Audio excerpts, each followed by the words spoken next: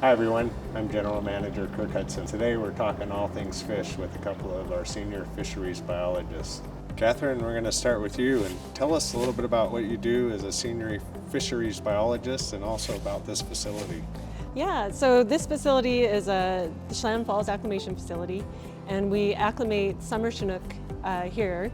There's no fish here now, as you can see, but we'll be bringing fish up next week. And so currently we have fish on station at our East Bank hatchery, which is located just by Rocky Reach Dam.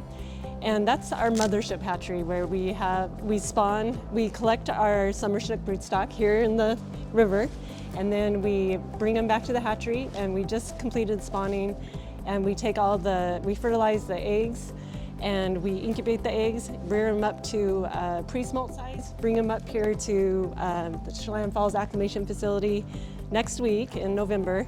And the reason we do that is fish, they will imprint on the water, and we want our fish, once we release them in the spring here into the river, we want the fish to return as adults right to the river. And so fish will imprint on the water. And so by rearing them and holding them in the Chelan Falls acclimation facility from November through next April, the fish will imprint on the water, and then once they return as adults, they'll return right here where we want them to. Pretty amazing. Tell us about the habitat conservation plans. Very innovative approach. My understanding is there's only 3 of them in the United States, and we have 2 of them. Yeah, you're exactly right. It's a unique permit that we get from NOAA Fisheries, and it's a long negotiation, and the benefit of it is it achieves no net impact for what we have, our planned species. So those are anadromous fish, coho, sockeye, chinook, and then we also have steelhead. And the idea is those fish species, because they're anadromous, they pass our project. And the project does have effects on it. We measure the survival of juveniles that are out migrating to the ocean. And there is a level of mortality, and so we make up for that mortality with our hatchery programs and also our tributary programs. The tributary program are funds that the district puts into a fund that earns interest, and then project sponsors can come to the tributary committee and request funding, and they take the dollars, implement projects in the tributaries which help improve survival for planned species. Well, you have an incredible responsibility with the hatchery program and then representing Chelan PUD on all those committees with all the stakeholders. So thank you for what you do. It's very important. Yes, thank you. I'm here now with Scott Hopkins, another one of our senior fisheries biologists. And Scott, thanks for being with us today. Yeah. Tell us a little bit about what you do and what your background is. Yeah. So I'm also a senior fisheries biologist with the district. I started in 2004 seasonally in our Fish and Wildlife Department. I'm our lead for Pacific lamprey and bull trout. We're looking behind us 20 years ago. It would be all boulders, it'd be dry, treeless, and from bank to bank you'd see nothing but boulders. But now, 20 years later, we're looking at a fully functioning ecosystem, a riverine ecosystem, and that's in part due to the Chelan license that was re-licensed in 2003 and finalized in 2006, and some of those capital improvements that we did under that license. Upstream from here is 4 miles up the river is where the Lake Chelan Dam actually sits. So we're down here 4 miles down with the powerhouse downstream from us. But up there is what we call a low-level outlet, and that's a outlet structure that taps into the coolest water from Lake Chelan and the headworks there.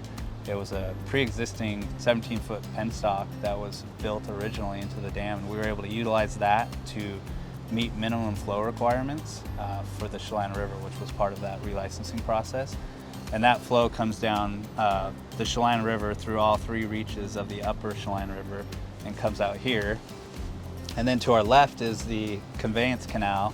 So another structure we built was the pump station in the tail race. And so there's 5 pumps that pump water through this man-made canal and provide flow into what we call the pool. And those 2 water sources converge and they go down the habitat channel. which we'll stop at later. This is the guts of the operation. This is that houses all the equipment. But we have 5 pumps. Each one is 150 horsepower, and they provide 50 to 55 cubic feet per second. And so, like I said, if we look over here, we can see the intakes for those pumps.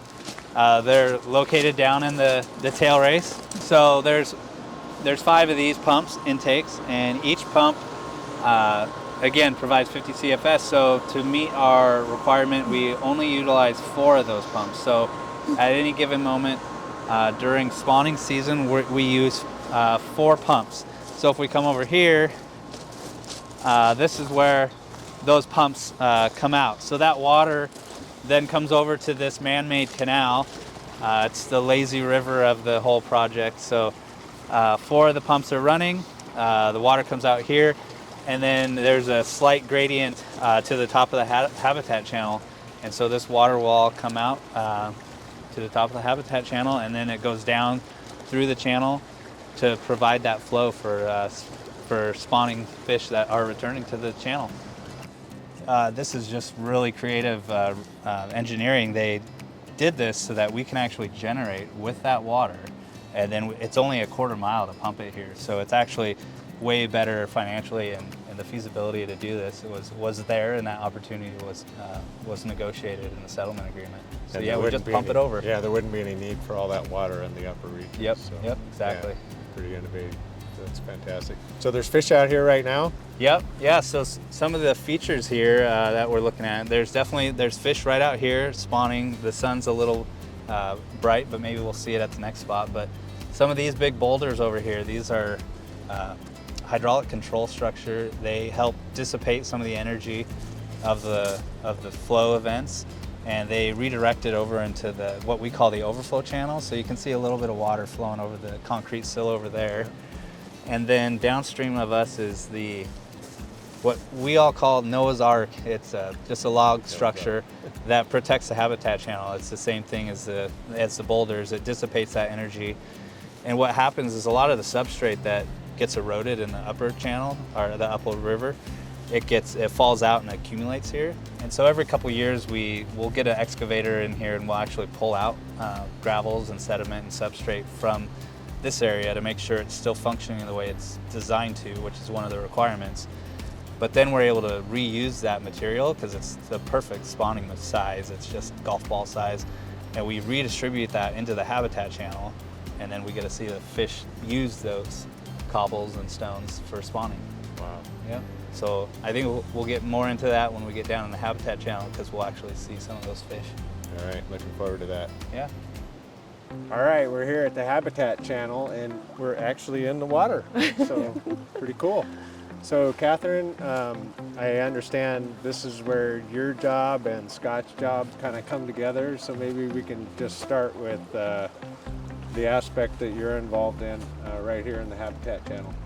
So back in July, we have a weir that we set up. You'll have to imagine it here. It is a picket weir, like a fence, that is set up across the river. And the picket weir funnels fish into a trap box. And then we collect our broodstock, which are fish that we spawn in the hatchery. So we collect the fish, they go into the box. We have staff come out, they net the fish out, and they put them in this fish boot. And then they take the fish in the fish boot, carry them to the hatchery truck, and then load them in the truck and take them to the hatchery where we spawn them. And so we just recently, within the last 5 years, started collecting our broodstock here. It was a pilot program, and through our innovation with our fish and wildlife crew and our hatchery staff, we were able to make this a successful place to capture our broodstock. How many fish do you have to get? We have to get almost 400. Oh, wow. Yeah, we get 396. Wow. Yeah. Wow. Fantastic. Scott, maybe you can tell us about where your job comes into the picture here. Yeah, so we're in the habitat channel. So within each of these sections, we're required to have spawning. So the spawning has to be throughout. And then we also have to make sure that the flows are there to incubate the eggs. And then we also, those eggs have to survive, so we did egg to fry survival studies. And then we also have to provide a habitat for those juveniles to rear. So we go and we do snorkel surveys to make sure that fry are surviving and rearing and growing up before they head out. As we can see behind us, there's a couple fish spawning right there. And earlier when I talked about the gravel augmentation, the substrate, as we excavate and move it, this is actually one of the spots that we deposited some of that material. So it's great to see the fish actually using the spawning material that we placed here. So one of the things we do is we monitor the fish that come out here. We do what we call carcass surveys. So we actually gather some of the fish when they die. And so later, Catherine and I will actually probably be doing a spawning and carcass survey, but in some of that data, we actually look for the adipose fin, if it's clipped or not. We can tell if it's a hatchery fish or a wild fish, natural origin. All right, so every time we get one, we gotta get out all of our equipment. All right.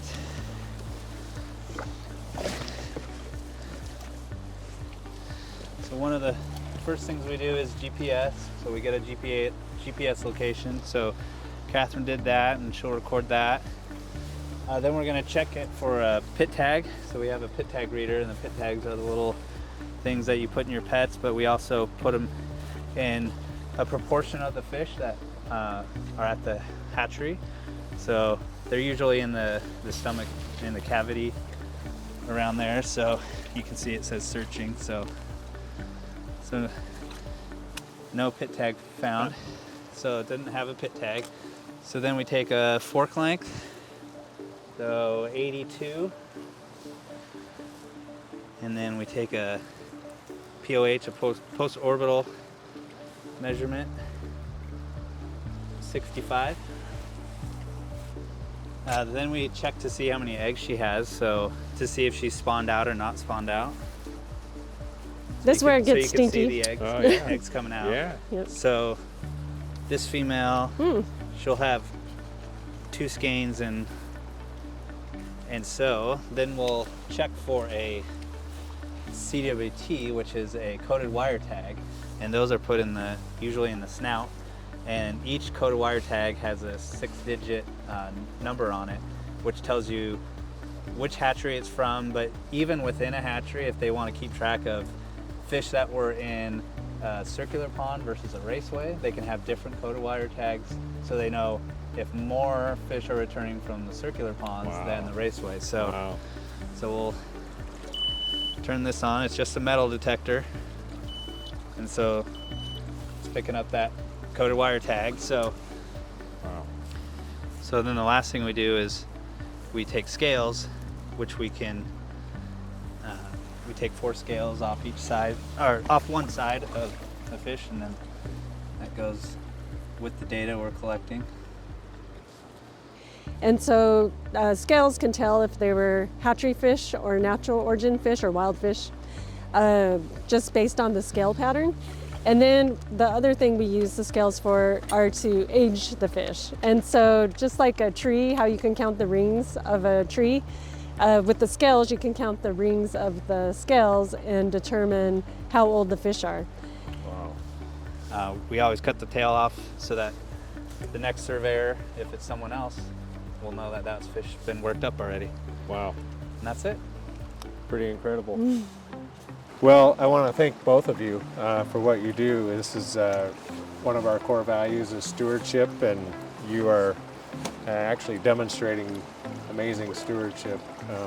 We always talk about stewardship in the fashion of it's taking care of what's been entrusted to us, and so not only what's been entrusted to us, but you are making it even better. So I want to thank both of you for what you do, and you both have very interesting jobs, and thanks for allowing me to come out and see what you do and get in the water. Highlight of my day for sure. Yeah. So, Thank you for coming out. Yeah, my pleasure. Yeah, thank you. I'd like to come back again. All right. So, there you have it. Scott and Catherine, 2 of our senior fisheries biologists, and amazing job that they do day in and day out, and appreciate what you both do. So thanks for joining us. We'll see you next time.